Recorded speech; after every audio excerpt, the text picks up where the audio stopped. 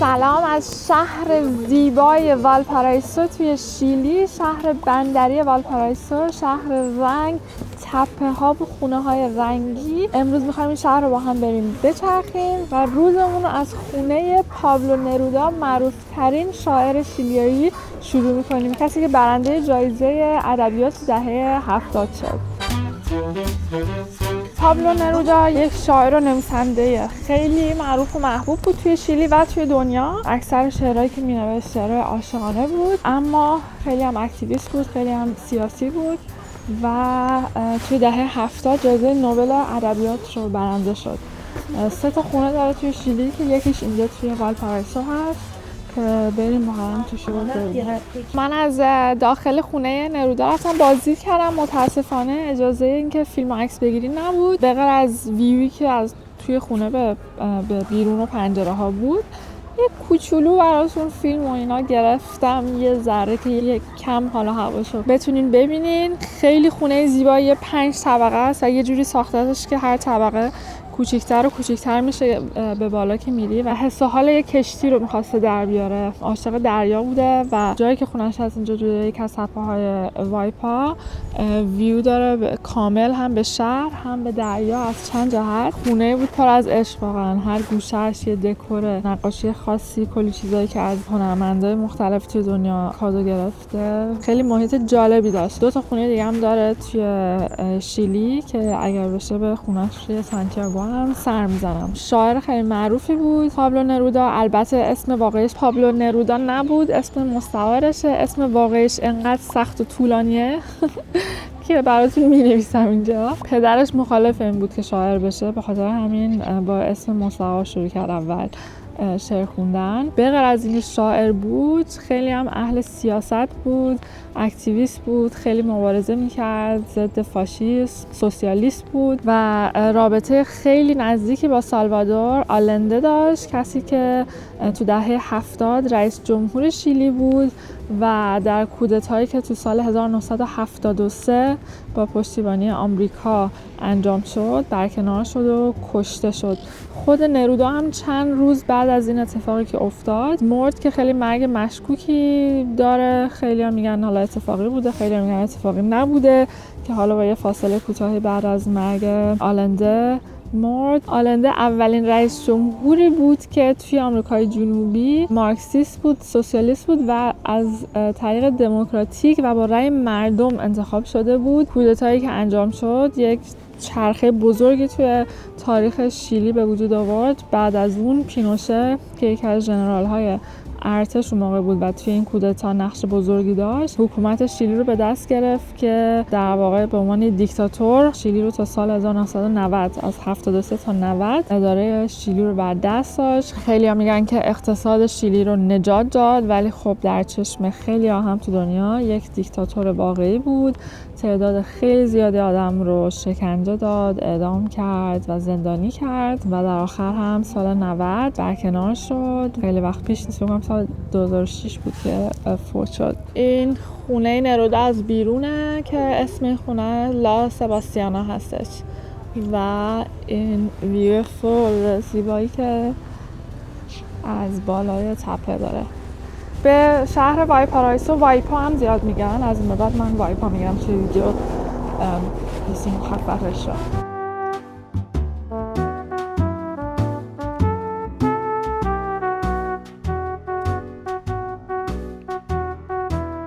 کل شهر روی 42 تا تپه درست شده، یعنی همینجوری الان میبینید توی اوبرم هستن، همینجوری میره بالا و میره پایین. واقعا این یک موزه سربازه. هر گوشه که نگاه میکنی یه تیکه هنری، یه نقاشی دیواری، یه کاردستی دیواری، یه چیزی هست.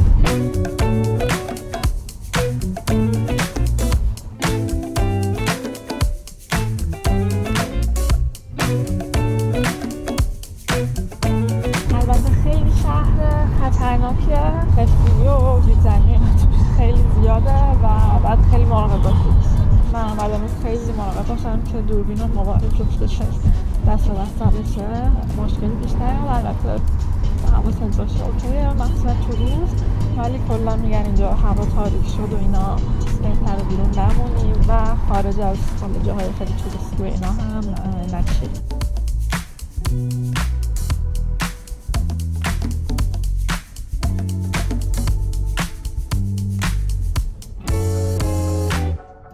یکی از خوردنی‌های معروف و محبوب کلاً توی شیلی و مخصوصاً اینجا توی والپا امپاناداه که از آرژانتین هم می‌شناسینش، ولی خب امپاناداه اینا یه جور دیگه است، از دید خودشون خیلی بهتره.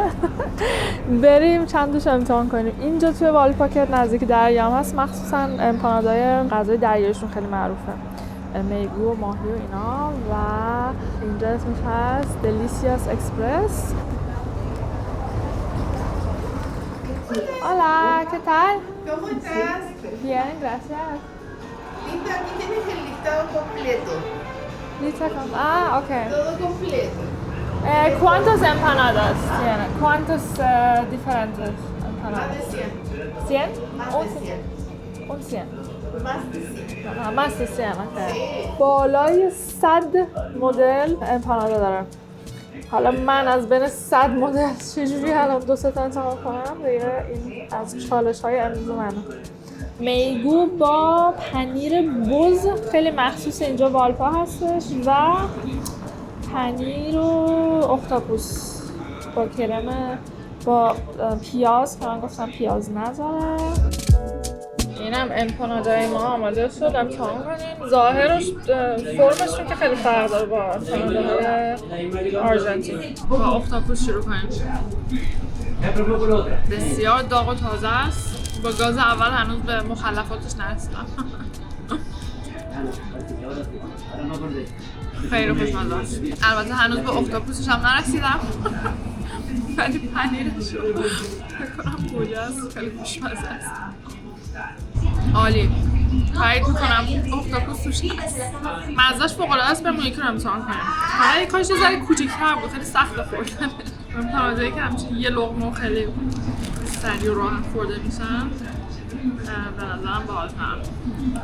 باشن خیلی اندازه صورت من. این چی بود؟ پنیر بز با میگو. ببینیم اینو چقدر باید بخوریم تا به میگوش برسیم. این هم خیلی خوشمزه است. زودتر رسیدیم به محتواش. جاتون خالی. دونه ای 4500 پسوس بود. تقریباً $5 میشه. دلیسیاس اکسپرس. این ور آمدید. بنزین 1200 پسوس. میشه $1.30 لیتری. چقدر گرون به نظر. خوش کی میشه من این گوگلیا رو ببینم بالاخره تو این سفر. والپارایسو شهریه که توی قرن 16 اسپانیایی ها تأسیسش کردن و در قرن 19 تبدیل شد به مهمترین شهر بندری شیلی. شهر خیلی مهم بود، جای توقف تمام کشتی هایی بود که برای تجارت از اروپا، انگلیس، ایتالیا و جای دیگه به این قاره می اومدن و این ادامه داشت و وقتی که کانال پاناما رو تأسیس کردن که بعد از اون مسیر کشتی ها عوض شد و تجارت تو اینجا خوابید، اما این شهر نمرد و تبدیل شد به یک جایی که معدن فرهنگ و هنر برای مردم شد. اکثر خونه‌های این شهر رنگیه. اگه یادت باشه توی بوکا گفتیم که کارگرای بندری که اونجا زندگی می‌کردن و تو بندر کار می‌کردن با رنگ‌هایی که توی کشتی بود و خیلی ارزون بودن خونه‌هاشون رو رنگ می‌کردن و اینجا هم دقیقاً همینطور بوده، با همون رنگ‌ها خونه‌هاشون رو رنگ می‌کردن و بعد همینجور تبدیل شد به جایی که گرافیتی و هنرهای خیابونی خیلی رایج شد و خیلی از هنرمندا میان اینجا دیوار خونه ها رو نقاشی میکشن. خیلی از کسایی که صاحب خونه هستن خونه‌شون رو خودشون در اختیار هنرمندا میذارن تا روش نقاشی بکشن و شده یک شهری با یک وایب خیلی بوهمیان و یکم هیپیوار و خیلی شهر دانشجویی، خیلی شهر ضد سیستمی اینجا هست و ضد قانون و هر جوری که راحت زندگی کنیم. یه همچین جو اینجا داره. توی دوران دیکتاتوری پینوشه هم اینجا یه مرکزی بود برای اعتراض و خیلی از این دیوار نویسی ها و دیوار نقاشی ها از همون موقع شروع شد که بعداً تبدیل شد به یه چیز هنری و واقعاً مثل یک موزه سرباز این شهر. هر کوچه‌اش که بری یه هنری، یه نقاشی هست. کل شهر هم روی تپه است. گفتیم 42 تا تپه است. تمام شهر همینجوری بالا پایینه. کلی تلکابینای خیلی قدیمی و بامزه دارن که حتما میریم بهشون سر میزنیم. خودشون بهشون میگن آسانسور. بریم با همین شهر زیبا رو بگردیم. الان هم دم بندرش هستم. هوا سرد مثل تمام روزهای گذشته و روزهای بعدی، اما تنها روز آفتابی هفته است و خوشحالم که تونستم این روز آفتابی رو پیدا کنم، چون که لذتی که در قدم زدن تو آفتاب هست، در قدم زدن زیر بارون هرگز نیست. یعنی هست ولی برای 5 دقیقه 10 دقیقه کل روز نه.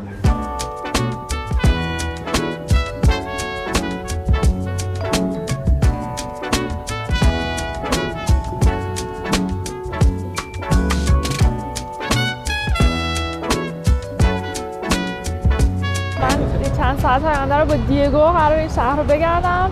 قرار همه زیر رو اینجا رو بهمون نشون بده. Diego, you are from surroundings here? Yes, I'm from Quilpue. Okay, cool.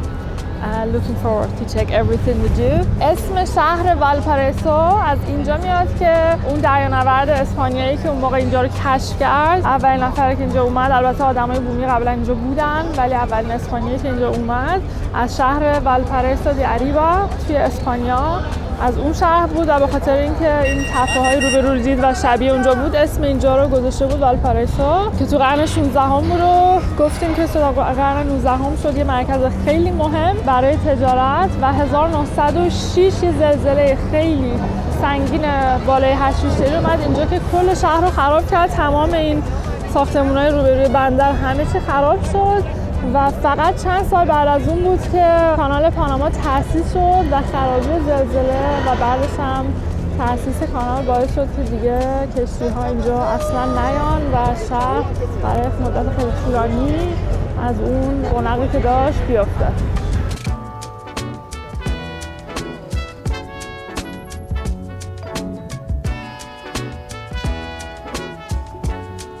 ساختمون قبل از حکومت پینوشه یه جوری مثل ساختمون دولتی و شهرداری بوده ولی بعداً تبدیل شد به ساختمون نظامی که بعد از اینکه دیکتاتوری پینوشه از بین رفت همچنان تحت کنترل ارتش و به دولت برنگشته. بریم با دیگو اولین فانیکولارمون رو سوار شیم. من بهش میگن اینجا آسانسور مثل تلکابینی که اینجا بالای تپه. How many of those you have in there? 28. 28 تا هست کلا.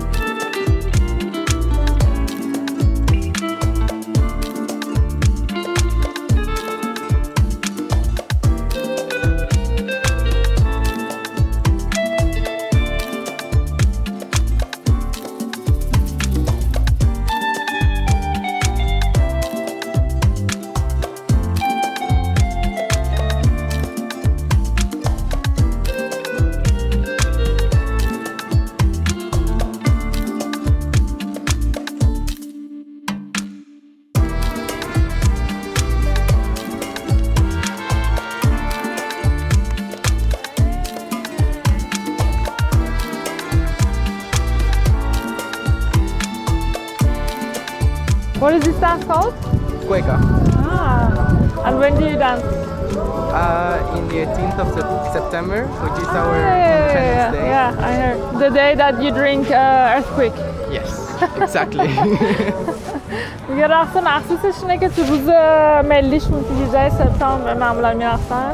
همون موقعیه که اون نوشیدنی که گفتیم اسمش چیزه زلزله است می‌نوشن که ترکیب خیلی عجیب غریبی بود. این یکی از 42 تپه والپا هست. تپه آلگره بهش میگن، تپه شادی، چون خونه‌ای که این دور بر هست خیلی با رنگ شاد نقاشیشون کردن. این قسمت پل مانندی که روش هستیم رو بهش میگن پاسو د یوگسلاویا. یک خانواده از یوگسلاوی سابق که نمیدونم حالا دقیقاً از کدوم یکی از کشورهای الانیش به اینجا مهاجرت کرده بودن و خیلی نفوذ و تاثیر زیادی توی درست کردن گذاشتن، باعث شده که اسمش رو بذارن قسمت پاسو یوگسلاوی. خانواده ثروتمندی بودن گویا که این هم خونه‌شون بوده که بعد از فوتشون میشه تبدیل میشه به موزه.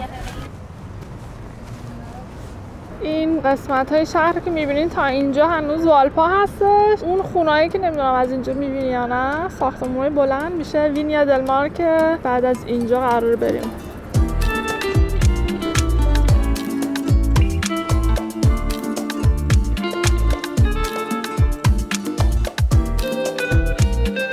به این این قسمت میگن موزه سرباز.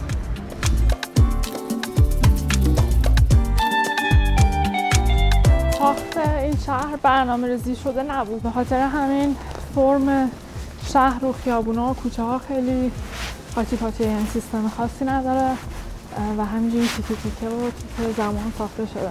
گفتیم رنگ از کشتی می آوردن، این قطعه‌های فلزی رو هم از کشتی می آوردن می‌زدن به خونه هاشون که البته دیگو میگه که الان اینا دیگه بازسازی شده و الان دوباره زدن. نوشته سین میرو بدون ترس و این نقاشی مال 2019 که خیلی اعتراضای مردم شیلی بالا گرفته بود به علیه رئیس جمهوری که قبل از این داشتن و اونجا خوره پیریانای فوش ریزی برای اون نوشتن.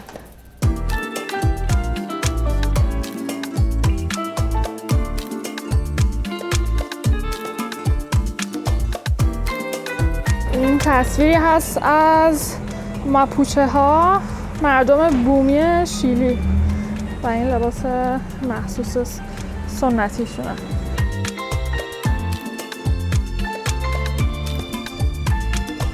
We are not hippies, we are happies. ما هیپی نیستیم و هپی هستیم.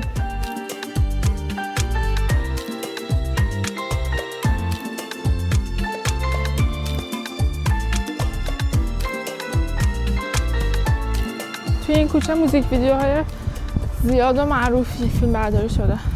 کسی که توی این خونه زندگی میکرده اسمش بتهوون بوده و این پله ها رو به خاطر اون و به خاطر بتهوون موسیقیدان اینجوری مثل پیانو رنگش کردن. البته این دوستمون که اینجا خونه‌اش بوده هیچ ربطی به موزیک و موسیقی اینا نداشته ولی خب تشابه اسمی داشته. Before all of this is artificial and you can see there's a statue of Poseidon. And where? There in the plaza. Uh-huh. It was built after the 1906 earthquake because locals were afraid of the tsunami. So they built it as a way to honor that god and to prevent another tsunami happening. سگای شهر خستن خست. یک جوری خوابیدن آدم فکر میکنه الان شما پشت دورون فکر میکنه الان 45 درجه گرماست اینجا. خیلی مهاجران انگلیسی و آلمانی اینجا زیاد بودن قبلا که می اومدن برای مهاجرت، یعنی کارگرایی که می اومدن اینجا کار میکردن و مقصد نهاییشون ساحل غربی آمریکا بود و خیلیشون اینجا موندگار میشدن. این تپه که الان داریم میریم بهش میگن تپه انگلیسی که نه، کینگستون اسمش هست و جایی بوده که انگلیسی های زیادی زندگی میکردن. یکی از قدیمی ترین فونیکولارها، آسانسورها که 1883 ساختنش و البته الان خرابه، در حال تعمیره و این فونیکولارها رو خود مردم شروع کردن ساختن. اینجور نبوده که بیاد یه شرکت بزرگی و نمیدونم خیلی حرفه‌ای و اینا رو بسازه. خود مردم شروع کردن ساختن برای اینکه خیلی براشون سخت بوده بالا پایین رفتن این تپه ها.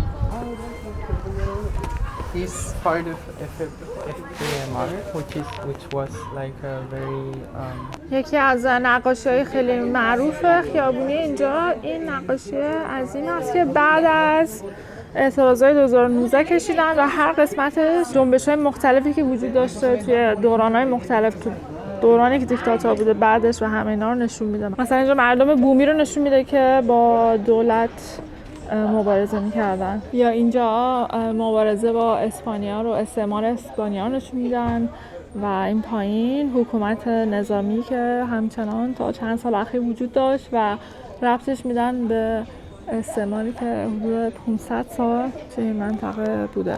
خیلی باحال. از بالا که از پله ها میری پایین این فکر میکنی پله ها نقاشی نشده و هیچی روشون نیست، ولی بعد که میرسی پایین نگاه میکنی پشت سرت عملا یک سورپرایزی هست.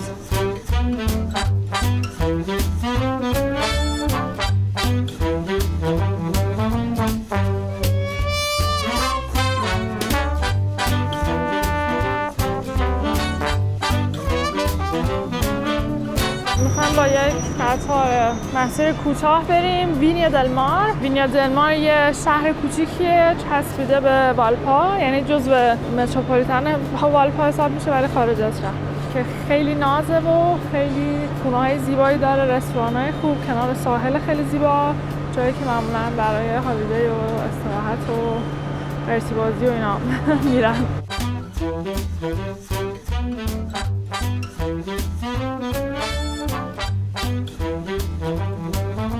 عجب قطار شادی. نمیدونم موزیک از کجا میاد.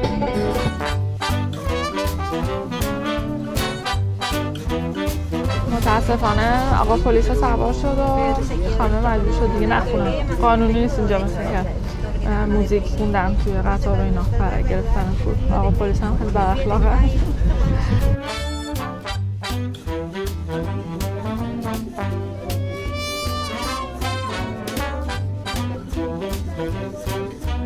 این خونه ها اکثرا خونه های فلسطینی تبارهای وینیا دل مار هستن. تعداد فلسطینیایی که اینجا زندگی میکنن خیلی زیادن و معماری خونه هاشون یکم متفاوته، معمولا سفید این حالت گردی رو داره، بالکنای زیادی دارن که حالا الان اینجا معلوم نیست ولی میبینیم. الان رسیدم به شهر وینیا دل مار، شهریه که خیلی نزدیک والپا هستش. 20 دقیقه با قطار طول کشید تا برسیم اینجا. شهریه که تو قرن 19 کم کم خانواده هایی که وضع مالیشون از دوران رونق والپا و توی سانتیاگو اوضاع مالیشون خوب شده بود، کم کم اومدن اینجاها خونه‌های تابستونی برای خودشون درست کردن کنار دریا و اینجا کم کم شروع شد شکل گرفتن یک شهر رو. و بعد اوایل قرن 20 وقتی که زلزله اومد باز یه موج دومی از اومدن آدم‌ها به اینجا شروع شد که اینجا از زلزله آسیبی ندیده بود و جای امن‌تری به نظر می‌رسید و خیلی شروع کردن اینجا خونه ساختن. الان خیلی بزرگتر از خود والپا هست. توی والپا حدود 300,000 نفر آدم زندگی میکنن، اینجا 600,000 نفر، 2 برابرش، که کلا این حومه والپارایسو میشن حدود 1 میلیون جمعیت از 18 میلیون جمعیت شیلی. سومین منطقه پرجمعیت کشور هستش. روبروی من هم قصر رئیس جمهور هست، قصر تابستونی رئیس جمهور بهش میگن، که همچنان هم استفاده میشه. رئیس جمهور شیلی معمولا تابستون میاد یک هفته اینجا میمونه و بعد به کنگره میره. گفتیم قبلا که کنگره شیلی توی سانتیاگو نیست و توی والپارایسو هستش و بعد برای کارهای اداری و دولتی و اینا به کنگره سر میزنه و اقامتش رو توی این قصر داره. خود اصل قصر پشت این در هستش که نمیشه رفت متاسفانه دید. 1 هفته در سال درش برای عموم باز میشه که از شانس خوب ما هفته گذشته بوده. یه سری سمبولایی که آدم‌های بومی اینجا رو نشون میده. اینجا هست روی دیوار. آدم‌های بومی متفاوتی داره شیلی. اصلی ترین گروه و بزرگترین گروه ماپوچه ها هستن، اما این عکس مشخصاً راپانویی هستن، آدم‌هایی که در جزیره ایستر آیلند زندگی میکنن. یک جزیره فوق‌العاده جذاب و متفاوت تعلق داره به شیلی که نمیدونم چقدر 3000 کیلومتر یا حتی بیشتر شرق کشور با فاصله یعنی 4-5 ساعت با هواپیما فاصله هست بین این جزیره و شیلی که اصلا از نظر منطقه قاره‌ای جزو پاسیفیک حساب میشه و اوشنیا اقیانوسیه و اصلا جزو آمریکای جنوبی نیست. یکی از دو دست افتاده ترین و متفاوت ترین جاهای روی این کره زمینه که یه سری مجسمه های عظیم خیلی جذاب اونجا هستش که هزاران سال پیش درست کردن و اینها آدم های بومی هستن که اونجا زندگی میکنن و جالبه که ایستر آیلند از نظر اداری و استانی و اینا جزو منطقه همین والپارایسو حساب میشه.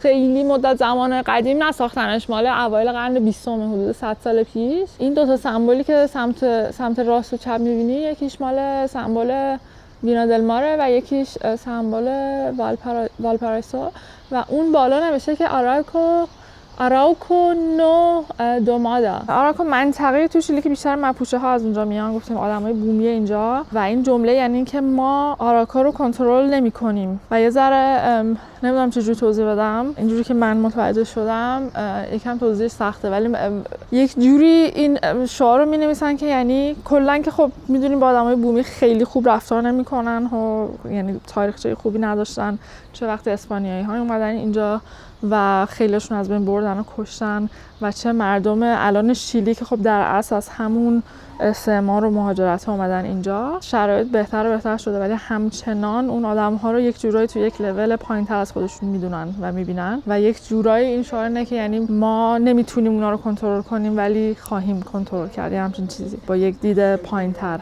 از خودشون. نمیدونم فهمیدی چی میگم یا نه؟ من یه جورایی فهمیدم، ان شاءالله که تو هم فهمیدی. چند ماه دیگه اینجا انتخاباته و خیلی جالبه با مردم که حرف میزنی نظرها خیلی متفاوته، یا خیلی متنفرن از این رئیس جمهور که خیلی جوونه و خیلی هم چپی هست، یا اینکه خیلی طرفدارشن مسلماً و منطقی. جوونترها بیشتر خب چپگرا هستن و حمایت میکنن.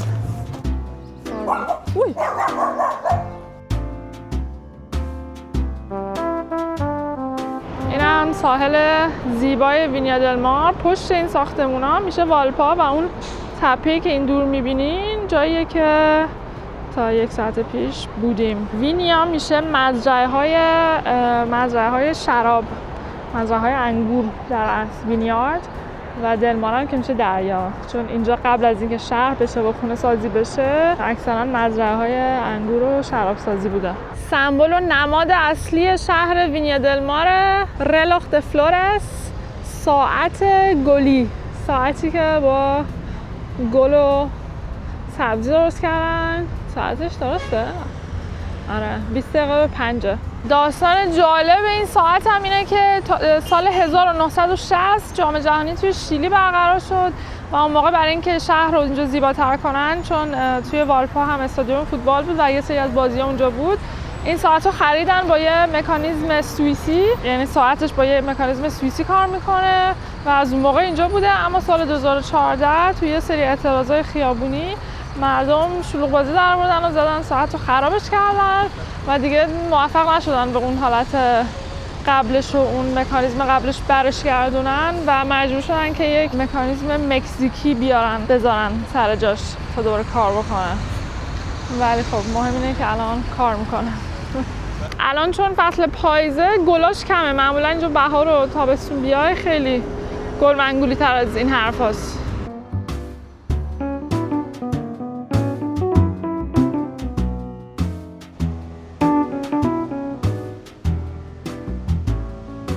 این خونه هایی که اینجا میبینیم هم اون ور منطقه فلسطینیا هستن و اینها هم همچنان به معماری خونه هایی هستن که اونا درست کردن و از این طرف بهتر مشخص از سبک خونه هاشون با این پنجره ها و بالکن های گرد و نماهای سفید. اون قصری که اونجا میبینیم قصر وولف اسمش هست، یکی از خانواده های پولدار والپا که در گذشته اینجا آمده بودن و توی این قصر زندگی میکردن. الان موزه هستش.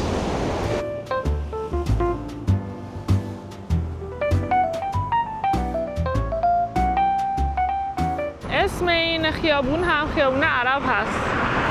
جالبه این قصر هم جزو منطقه عربی حساب میشه. فکر میکنم یه هتل و رستوران عربی هستش. این هم اون قصر وولف که از دور دیدیم که دارن تعمیرش میکنن و معمولا زمستونا آب زیادی بهش میخوره از دریا و خراب میشه و دوباره تعمیرش میکنن و دوباره خراب میشه و این چرخه ادامه دارد. رستورانی که بغل دریا ساختن به شکل کشتی.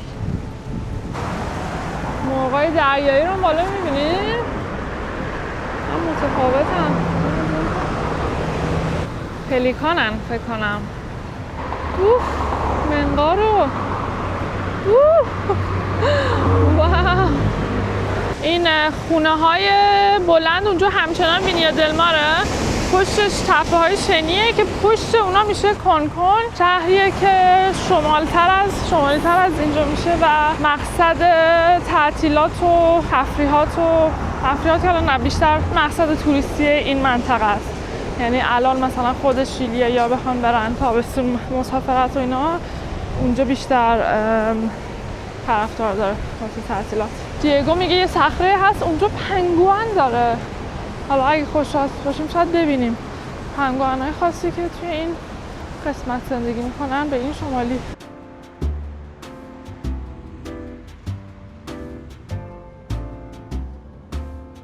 این ساختمون کازینو هستش. کازینو توی شیلی فقط اجازه یک دونه به ازای هر یک استان هست.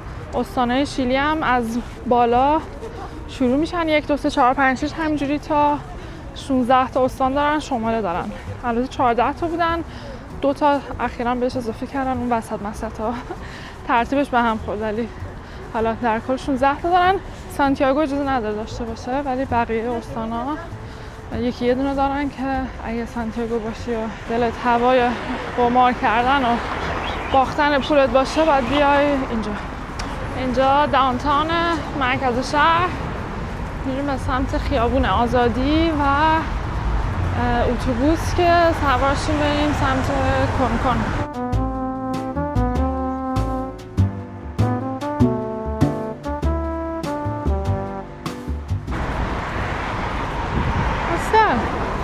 Costume. What is Halloween today? Maybe there was an event or something. اکثر سواحل اینجا ساختگی هستن. اون پشت سری تپه‌های شنی طبیعی هستن که معمولاً از اونجا این شنا رو میارن اینجا وسایل رو درست میکنن. حالت عادی وجود نداره و معمولاً هم زمستون آب میاد و ساحل رو میبره و دوباره بازسازیش میکنن تا Oh wow. Thank you. چوروس شیلیایی. Thank you. Gracias. سوار اتوبوس محلی شدیم بریم کونکون.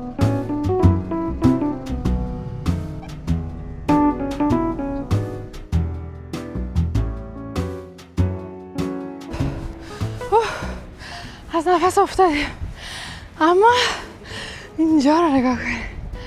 واو، خیلی زیباست. عین الماس برق میزنن این چراغای شهر. دقیقا انگار اینجا رو با الماس پوشوندن.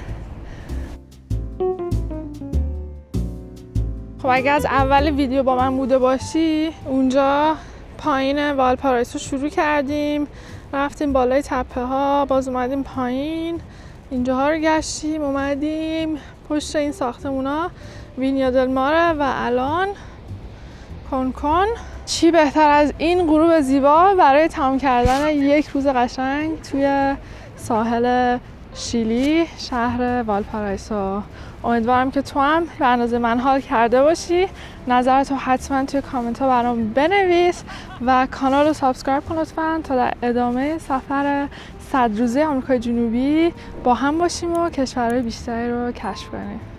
Diego, thank you so much for showing me around. It was such a beautiful day. Thank you for accompanying me. And you live in such a beautiful area. And all the best for your studies. Thank you.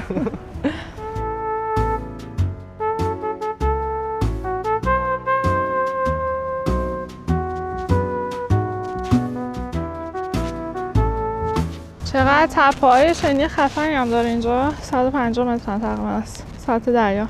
اینا به صورت طبیعی شکل میگیرن اینجا از بادی که از اقیانوس میاد. ویو فوق‌العاده زیبا. سمت چپ دریا و سمت راست شهر.